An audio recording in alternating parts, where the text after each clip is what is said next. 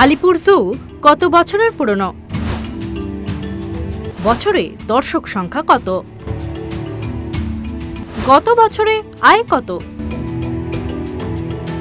আলিপুর জু কেন আলাদা?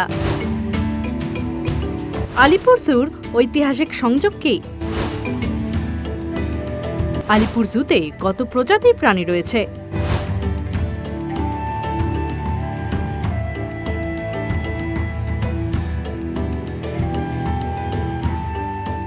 1875 সালের 24শে সেপ্টেম্বর কলকাতার হৃদয়ে জন্ম নেয় আলিপুর চিড়িয়াখানা, দেশের প্রথম সরকারিভাবে প্রতিষ্ঠিত জু, যার যাত্রাপথ আজ ছুঁয়ে ফেলেছে 150 বছরের ঐতিহ্য আর গৌরব। কেবল বিনোদনের স্থান নয়, আলিপুর জু আসলে ভারতের অন্যতম প্রাণী সংরক্ষণ কেন্দ্র।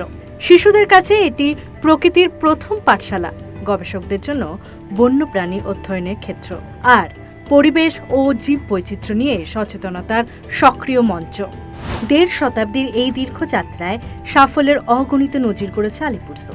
সাদা বাঘের সফল প্রজনন কর্মসূচি থেকে শুরু করে বিরল প্রজাতির পাখি ও সরীসৃপ সংরক্ষণ, প্রকৃতি রক্ষায় এর অবদান অনন্য। নেতাজি সুভাষচন্দ্র বসুর প্রিয় হাতি রাজা এখানে ছিল, আর বহু বছর ধরে রথচাইল্ডের ময়ূর ছিল এক বড় আকর্ষণ। কেবল সংরক্ষণ নয়, দেশের অর্থনীতিতেও সমান ভূমিকা রেখেছে এই চিড়িয়াখানা। প্রতি বছর প্রায় 3.31 মিলিয়ন দর্শক এখানে আসেন, আর নতুন বছরের প্রথম দিনে 85,000-এরও বেশি দর্শক। গত এক বছরে রাজ্যের চিড়িয়াখানাগুলির মধ্যে দর্শক টানার শীর্ষে রয়েছে কলকাতার আলিপুর জু। 33 লক্ষেরও বেশি পর্যটক আর প্রায় 18.58 কোটি টাকা।